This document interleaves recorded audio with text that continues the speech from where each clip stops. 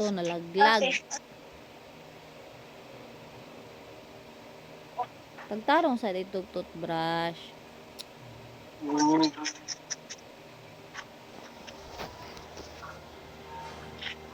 Life is sometimes cruel, anak, kaya you should be strong, do not be weak, be brave.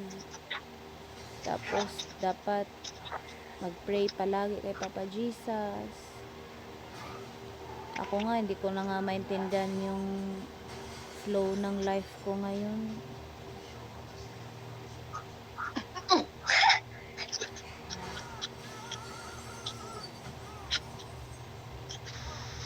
Huwag ka masyadong mag-rely kila mga friends mo. You should go on, tawag niyan, open your life sa other people, not just your old friends. Tapos kung may mga pagsubok or trials, positive lang always. Kasi kawag na ako kasumbagay. Ayaw pa kay sumbagay. Because I don't want you to get harm. Ayaw lang sa dako. Anak, ayoko ng ganyan. Hindi kita pinalaki na masaktan. Masaktan ng mga classmates. Self-defense. Di sa ko sumbag-una. Di ko mag-una-una. Masaya lang yun pag una-una. Tapos avoid kung hanggat kaya umiwas sa gulo. Umiwas lang sa gulo na. Kung may mga makukulit, huwag mong pansinin. Tsaka ikaw, huwag ka rin makulit, ha? Kasi Uutan mo lang.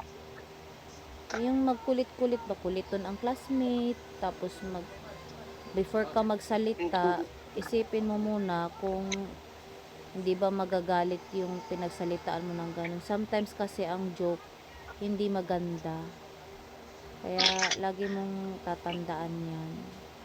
Kasi hindi lahat magugustuhan yung mga jokes natin, ha?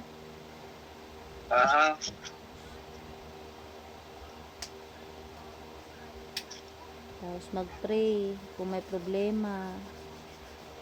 Tapos, siyempre, kung may problema, magsabi sa mama, papa, mama diding, papa bubong.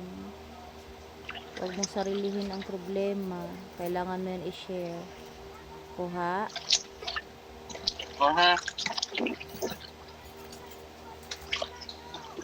Tayo kung nasasaktan kayo ni Ken Ken, ayoko kayong masaktan kasi mas masakit sa akin yun.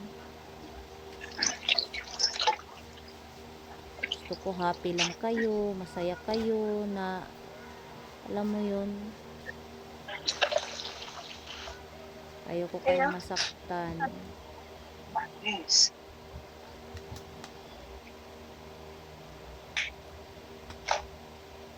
Kayong dalawa ni Ken Ken, important man ang friends, pero wag masyadong ibuhos yung oras, panahon sa mga friends. Kailangan hanap ka din ng ibang way na maging masaya ka without them. Hoy, bakit Drake? Layas agad o. Minom na to vitamins.